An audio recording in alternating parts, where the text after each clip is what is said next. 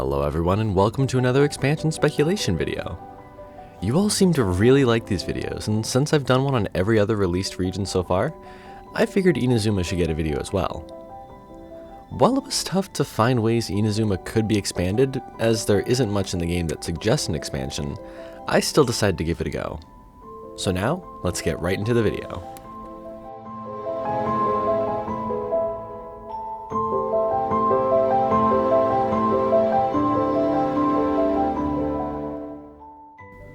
I'd like to start off by saying Inazuma doesn't have a lot of room for expansion in terms of exploration. Being an island nation, there aren't many patches of land outside of the world border like in the other three regions I've talked about. This made it harder to come up with ideas, but definitely not impossible.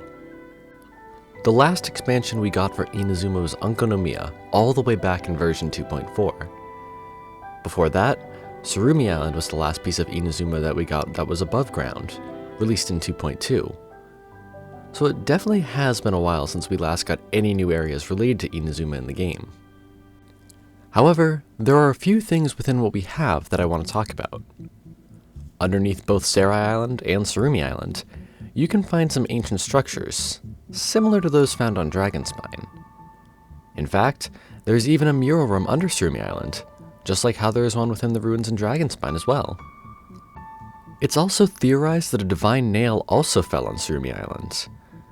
There's an Irminsul sprout on the island, which are typically found near divine nails, and the character Sumida also says she believes something may have fallen from Celestia and onto Tsurumi Island a long time ago, and the character Kama believes that this manipulated the ley lines on the island. Within the ruins below both islands, you can also find ruined guards and sentinels, suggesting that Khaenri'ah had some relation to this place. They could have been after the Divine Nail, much like they seem to have been going after the other nails in Dragonspine, the Chasm, and Mount Damavand. However, beyond these islands and their potential relation to Khaenri'ah lies what is known as the Dark Sea. The Dark Sea is basically anywhere in Teyvat that is not under the rule of the Seven Archons. This means we have been there, as Enkanomiya and the Golden Apple Archipelago would be counted as part of the Dark Sea. Inazuma borders the Dark Sea, and has seen many battles because of it. It was heavily threatened during the Cataclysm, but thanks to the Sacred Sakura, the nation was much safer. The Dark Sea is also where many of the gods who lost the Archon War fled to after the Seven took control. Some of these gods could have ruled over different parts of Inazuma, and may hold resentment against the Raiden Shogun and Inazuma itself. It's also worth noting that the in-game book, A Drunkard's Tale, suggests that many of the gods residing in the Dark Sea have died from some unknown cause. The Seelie race also resided here at some point, with them building their palaces here. There could then be an expansion in the Dark Sea itself, perhaps revolving around either the Seelie or the defeated gods. The Dark Sea does contain landmasses after all, so it is possible that we could go here at some point. However, this video is about Inazuma and not the Dark Sea. While this speculative expansion could have something to do with the Dark Sea in one way or another, I wanted to focus mainly on Inazuma and an expansion closer to the islands that have already been released in the game. With this in mind, I took some inspiration from the basis of Inazuma, that of course being the nation of Japan. For this speculative expansion, I focused on two parts of Japan, those being its location and geography, as well as a certain media genre that is well known all around the world now that originated in Japan. Starting with the geography bit, Japan is located within the region known as the Ring of Fire. You can probably tell this is a big inspiration, as it's what I've named the video after. Anyways, the Ring of Fire is located around the edges of the Pacific Ocean, and more specifically, the Pacific Plate. The movement of this plate can cause volcanoes to form, hence the name Ring of Fire. Some of these volcanoes are located in the mainland of Japan, while others are in the sea north and south of the country. These volcanoes outside of the mainland have, over time, formed numerous small islands. The archipelago of Japan actually stretches to a number of 6,852 islands, although most are uninhabited. Moving on from the geography though, I'd now like to briefly discuss the media genre I mentioned. This genre would be none other than the kaiju genre, which involves giant monsters usually causing some sort of problem. The word kaiju can also refer to the monsters themselves, and it originally referred to monsters and creatures that were present in ancient Japanese legends. After the Sakoku period of Japan ended, the term also began to reference paleontology and legendary creatures from all around the world. With these inspirations, I came up with an idea on how this expansion could occur. Of course, this is very speculative and mostly for fun, but I still want to come up with an Inazuma expansion idea that would make sense in the game. As is the title of this video, this expansion would be called the Ring of Fire. The expansion would start with A summoning us to Tenshukaku to have a talk with her. She would inform us that the Dark Sea has become unsettled recently, and she feels as though something is happening within it that will affect Inazuma. With this, there could also be an increase in rift towns or a new enemy, acting as a warning for what is to come. Eventually though, something emerges from the ocean on the border of the Dark Sea.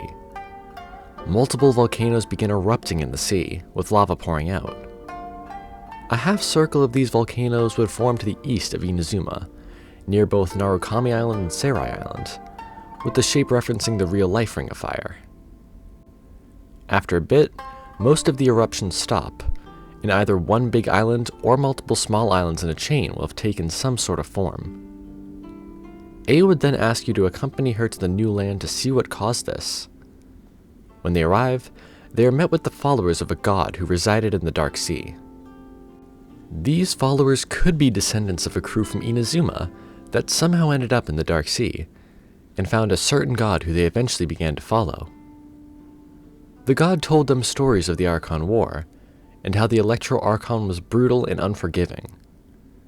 While these stories might not have necessarily been entirely true, they still turned the people against A. After a long time of waiting, they decided now would be the best time to strike. This could happen after the Snezhnaya storyline, as they may see Teyvat as weaker after whatever happens. Either way, they're here now, and they're not happy with A or the nation of Inazuma at all. They would then declare war on Inazuma, warning A about the power of their god, and how the god just formed a whole island in a short amount of time. I'm not going to write a whole story revolving around this right now though, as I don't want this to be too much of a fanfiction video, so I'll simplify the rest. Basically, a new war will begin, that being Inazuma versus this god from the Dark Sea. The god would have power over Pyro and Geo, and could be known as the god of lava or volcanoes or something like that. This god would also take on a massive form during the war, like a kaiju. The war could involve the other Archons too, who could travel to Inazuma to assist A, and other gods from the Dark Sea as well fighting against the Archons. The war would culminate in a final battle between A and the god of lava, with A winning and defeating the invader. In the end, A might not kill her enemy though, and would instead offer that they could remain on the land they created earlier, so long as they don't cause any trouble. This resolution would also calm down the god of lava's followers, and perhaps the other gods as well, and they would see that the Electro Archon isn't really as brutal and unforgiving as the stories made her out to be. Peace would then be achieved, and we would also have a whole new landscape to explore. This new area could provide a nice contrast to the rest of Inazuma, and some nice scenery as well. It could also give us plenty of new and unique enemies, as well as a world quest series that could revolve around the followers of the god of lava, dealing with their new lives in Inazuma. In terms of geography and scenery, we would see high mountains and volcanoes, campsites and battlefields from the war, and perhaps even a palace of sorts that the god of lava built for them and their people. The possibilities here would really be limited to your imagination. Of course, this expansion would also pave the way for new characters. I am hoping we get some more Inazuman characters before this, as the last one was Heizo in 2.8, or technically Wanderer in 3.3. For this video though, I have two ideas for characters to share, one being a follower of the god of lava, and the other being the god of lava themselves. Starting with the follower, I think they'd be a bit different from the other people under the God of Lava. They may have doubted the stories about the Electro Archon ever since they were young, and would secretly try and find information about the Electro Archon. During the war, they would even end up joining the Shogunate army. I believe they could be a 5-star Dendro off-field DPS, with the elements showing how their ideals would be opposite from the God of Lava, while also being able to synergize well with the Ryan Shogun in battle. They could have a similar ability to Ryan's elemental skill as well, but with Dendro instead of Electro, of course.